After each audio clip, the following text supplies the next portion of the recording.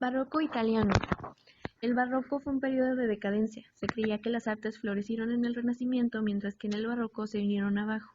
Se comienza a utilizar mejor en Europa, y si el Renacimiento se dirigía a la razón y admiración intelectual, el barroco se dirigía a los sentidos y al impacto emocional. Yo soy San Pedro del Vaticano, soy una iglesia católica, que soy relevante en este punto de la historia porque al principio Miguel Ángel diseñó mi planta central, pero fue muy criticada por ser inadecuada por funciones religiosas. Entonces el Papa de ese entonces, Pablo V, realizó un concurso para la modificación. El ganador fue Carlos Madero, y así transformó la planta y mi fachada actual. ¿Cómo es mi fachada?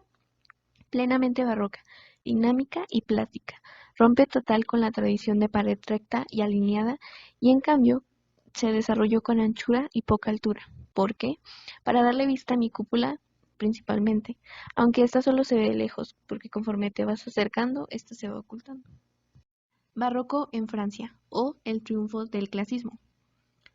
Después de las frondas, se decidió que no se quería más orden. El ideal clásico de Luis XIV se basó en un nuevo y renacido culto a la antigüedad en todos los ámbitos, pero en cuanto a la arquitectura, la meta era que se recuperaran las formas y órdenes clásicos, frontones, cúpulas, y así con estos cambios se convirtió en un moderno emperador romano. El clasismo francés no solo se basaba en el culto a la antigüedad, también buscaba la claridad de formas y el rigor. En resumen, debía atender a la grandiosidad, majestuosidad, pero en medida, sin caer en la exageración, y así se formó esta combinación barroca. Barroco holandés. Marcado por la sobriedad y moderación destinada a reflejar los valores democráticos, al citar ampliamente la antigüedad clásica, los principales exponentes adoptaron las formas de Hendrik Kaiser, como techos de 2 agujas, frontones centrales y vigorosos campanarios, reunidos en una combinación coherente. En el clasismo holandés, incorrectamente llamado barroco clasista, se resuelve con la forma de construir en la tradición. ¿Y cómo se expresa esto? Con una arquitectura tenue, distante pero imponente, elegante, utilizando principalmente en grandes mansiones una fachada estrecha y las únicas decoraciones que estén en la parte superior. Barroco en Rusia. Este estilo retomó el diseño de la cruz griega céntrica, utilizando cúpulas con forma de bulbo para coronar el centro y los puntos de la cruz. Por ejemplo, yo, que soy la iglesia de la Intercesión en Philly, que está cerca de Moscú.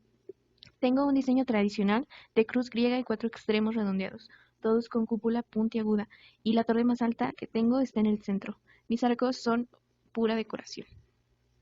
Yo soy barroco herreriano, estilo escurialense o también me llaman manierismo clasicista. Me desarrollé en España en el último tercio del siglo XVI, coincidiendo con el reinado de Felipe II.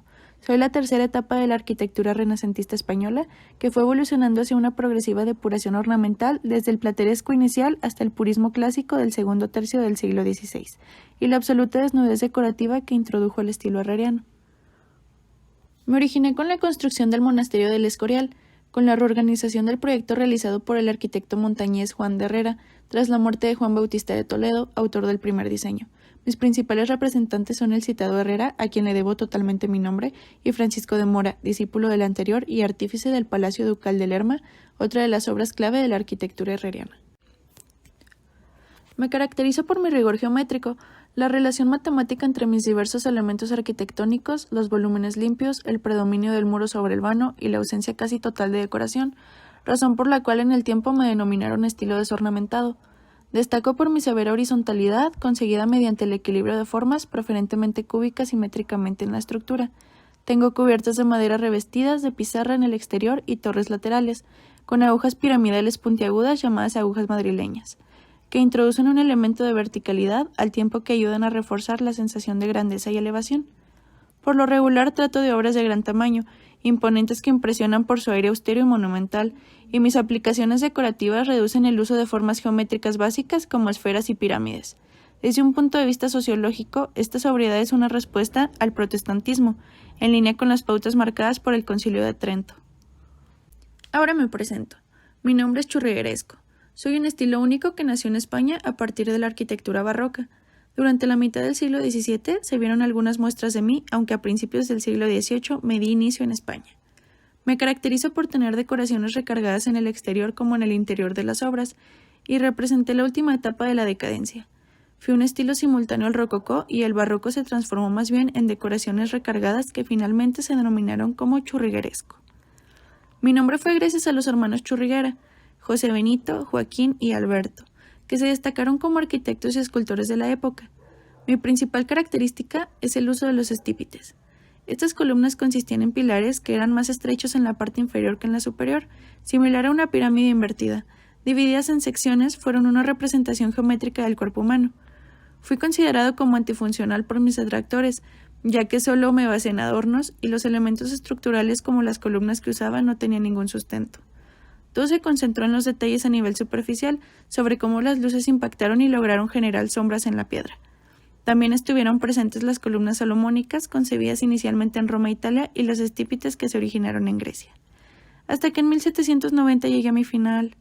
Gracias a los movimientos neoclásicos enfocados más en las obras que apostaron por la armonía o la moderación. Presento. Soy un movimiento desarrollado entre los años 1730 y 1760.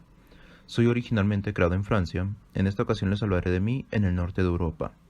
En este territorio fui influyente en las disciplinas de pintura, escultura, música, mueblería y arquitectura. Mi concepto es una idea que propone la construcción del arte barroco. Y cuando la corte estaba en su mejor momento. Para prueba de ello, la vida de ellos estaba llena de lujos y cargada de celebraciones. Tras terminar el reinado de Luis XIV, le sucedió la regencia Luis XV. Tras llegar él, dejaron de pensar en su pueblo y se olvidó de los problemas y las necesidades de este, mientras que su palacio lo embellecía constantemente para sus futuras generaciones, y ahí es donde surge el auge por mí. A partir de Francia, me empecé a expandir por el resto de Europa como Alemania, Italia, Australia y España. Con esto se considera que el barroco se termina y ahí surgí yo como su contraposición. En pintura, a diferencia del arte barroco, me caracterizo por ser alegre, celebrar la vida, dar espacio al humor, a la gracia y al erotismo ligero.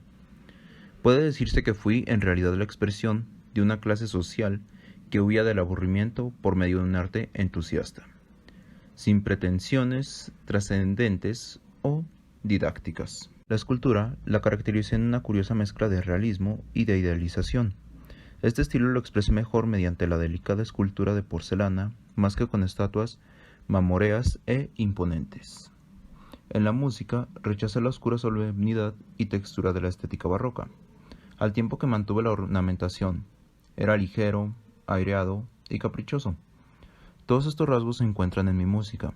Mis composiciones rocosas disolvieron las densas texturas de la música barroca en melodías directas y transparentes. Los temas principales eran breves y repetitivos, además de que evocaban un estado de ánimo claro que podía cambiar a lo largo de la composición.